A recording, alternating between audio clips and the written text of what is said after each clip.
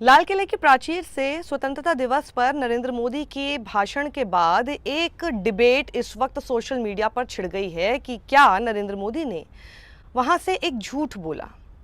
क्या ये झूठ था और इसे झूठ क्यों कहा जा रहा है, इस पर कांग्रेस क्या बोल रही है, ये मैं आगे आपको इस वीडियो में बताऊंगी। तो जिसे मोदी का झूठ कहा जा रहा है वो है उनका ये बयान। उन्होंने क्या कहा, देखिए।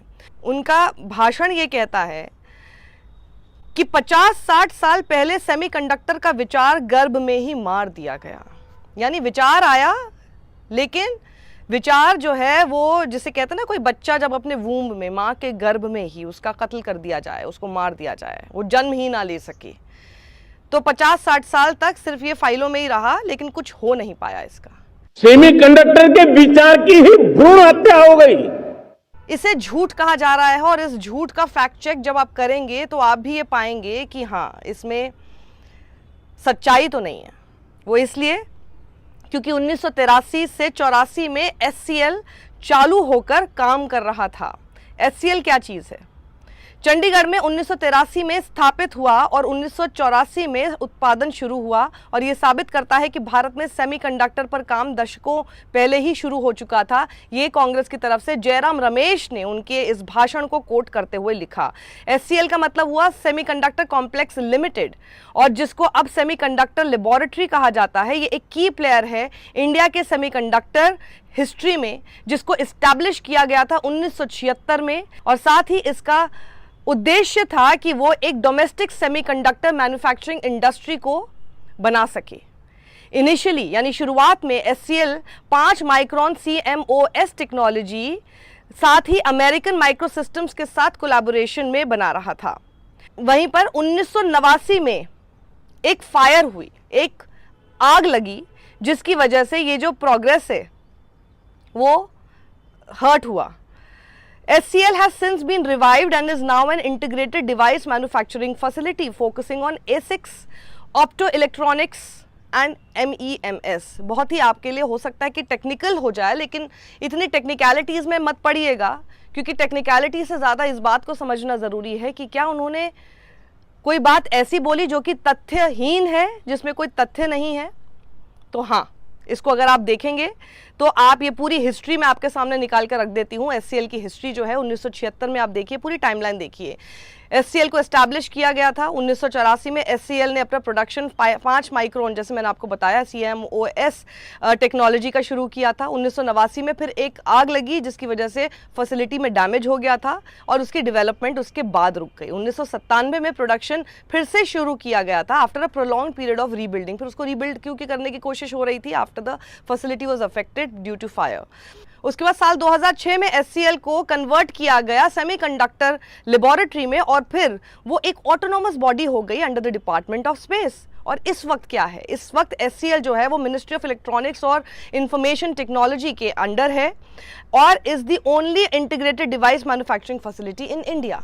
तो ये 2006 तक की जो मैंने आपको टाइमलाइन बता दी, इसमें ना नरेंद्र मोदी थे, इस टाइमलाइन में भारतीय जनता पार्टी नहीं थी, इस टाइमलाइन में ही सब कुछ कर दिया गया। तो ज़रा आप मुझे एक बात बताइए, ये स्वतंत्रता दिवस पर लाल किले की प्राचीर से जब आप और तरह के भाषण दे रहे हैं, जहां पर वो ये भी बोलते हैं कि दिवाली का डबल तोहफा वो देने वाले हैं इस वक्त। सबको पता है बिहार में चुनाव है, उसके बाद बंगाल में चुनाव है। घुसपैठिए का जिक्र आते के साथ ही सबको ये भी पता है कि क्यों किया गया है और किसको टारगेट करने के लिए किया गया है।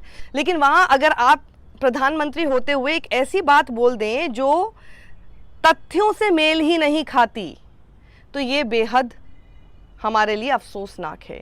देवेंद्र शर्मा, जो कि काफ़ी रिनाउंड नेम है एग्रीकल्चर में, वो लिखते हैं जयराम रमेश के ही ट्वीट को कोट करते हुए कि मुझे याद है ये जो सेमीकंडक्टर कॉम्प्लेक्स है मोहाली में, ये तो मेरा नेबरहुड हुआ करता था। तो लोगों को इसके बारे में पता है, लेकिन जब नरेंद्र मोदी ने इस तरह की बात वहां से बोली है, देखिए मैं आपको दिखा रही हूँ, semiconductor complex HCL Chandigarh Punjab में है, मिसाइल प्रोडक्शन है, ये इसकी फैसिलिटी स्टेटस इस वक्त एक्टिव है, और इसी के बारे में मैंने आपको सारी टाइमलाइन बता दी कि आखिर हुआ क्या। नरेंद्र मोदी का एग्जैक्ट भाषण क्या था, जरा सुनिए। उन्होंने कहा कि मैं आप लोगों का ध्यान इस तरह केंद्रित करना चाहता हूँ एक और विषय पर। कोई इस बात को नकार नहीं सकता कि 21वीं सदी एक टेक्नोलॉजी ड्रिवन सेंचुरी है। और जब टेक्नोलॉजी ड्रिवन की बात आती है तो हमारा इतिहास हमें बताता है, ये साफ है हमारे इतिहास में, कि वो देश जिन्होंने लीडरशिप ऐसी अचीव की टेक्नोलॉजी में, वो विकास में बहुत ऊंचे पायदान पर पहुंच गए, वो अपने पीक पर पहुंचे और साथ ही new levels of economic power तक वो पहुंचे थे। साथियों, मैं एक और विषय पर आपका ध्यान आकर्षित करना चाहता हूं। ये बात से कोई इनकार नहीं कर सकता कि 21वीं सदी टेक्नोलॉजी ड्रिवन सेंचुरी है। और जब टेक्नोलॉजी ड्रिवन है और इतिहास की तरफ नजर करें तो पता है, इतिहास गवाह है, जिन जिन देशों ने टेक्नोलॉजी में महारत हासिल की, वो देश विकास की ऊंचाइयों को पार कर गए, शिखर पर पहुंच गए। आर्थिक शक्ति नए पैमाने पर पहुंचती गई। और फिर उन्होंने जो बात बोली, 50-60 साल पहले डिस्कशंस होते थे सेमीकंडक्टर्स पर इस देश में, लेकिन वो सारी फाइल्स जो है ना, वो हमेशा फंसी हुई ही रह गई। और उसके बाद कई सारे और देश हैं जिन्होंने सेमीकंडक्टर को मास्टर किया और शोकेस किया कि उसका पावर आखिर देश पूरी दुनिया में क्या है। तो मैं आपका ध्यान आकर्षित करता हूं सेमीकंडक्टर्स पे। उदाहरण के तौर पे बताता हूं, मैं यहां लाल किले से किसी सरकार की आलोचना करने के लिए खड़ा नहीं हुआ और नहीं मैं करना चाहता, लेकिन देश की युवा पीढ़ी को जानकारी होना भी उतना जरूरी है। हमारे देश में 50-60 साल पहले सेमीकंडक्टर को लेकर के फाइलें शुरू हुई। 50-60 साल पहले फैक्ट्री का विचार चालू हुआ।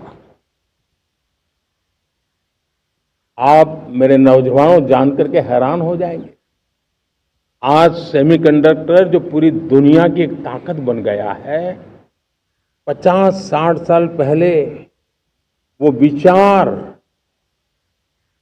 वो फाइलें अटक गई, लटक गई, अटक गई। सेमीकंडक्टर के विचार की ही भ्रूण हत्या हो गई। 50-60 साल गवा दिए। हमारे बाद कई देश सेमीकंडक्टर में आज महारत हासिल करके दुनिया में अपनी ताकत को प्रस्थापित कर रहे हैं। तो इसमें अब सब लोग ये भी सवाल उठा रहे हैं कि अच्छा, अगर वैसे तो ये तथ्य के साथ बात रखी हुई नहीं है, लेकिन मान लो अगर होती भी, तो ऐसा कहने से आप ये मतलब आप पुराने ज़माने पे आप चले गए। आप अभी 2025 में हैं, आप स्वतंत्रता दिवस पर बात कर रहे हैं, आगे का आप प्लान बताएंगे, आप क्या करेंगे? पिछले 11 साल से आप है सत्ता में, तीसरी बार आप चुने गए हैं। नेहरू की गलती है, हर चीज़ नेहरू की गलती है क्या? हर चीज़ में नेहरू। इस वीडियो को ज़्यादा लोगों तक पहुंचाइए, हमें सब्सक्राइब कीजिए यूट्यूब पर, और अगर आपको लगता है कि हमारा काम अच्छा है तो हमें रेजर पे पर आप कंट्रीब्यूट कर सकते हैं। वहीं फेसबुक पर भी हमें लाइक कीजिए, हमारे वीडियोस को ज़्यादा से ज़्यादा लोगों तक व्हाट्सएप के ज़रिए आप पहुंचाइए। हमारा व्हाट्सएप चैनल भी है, उसे भी आप सब्सक्राइब कर सकते हैं। सत्यमेव जयते। जय हिंद।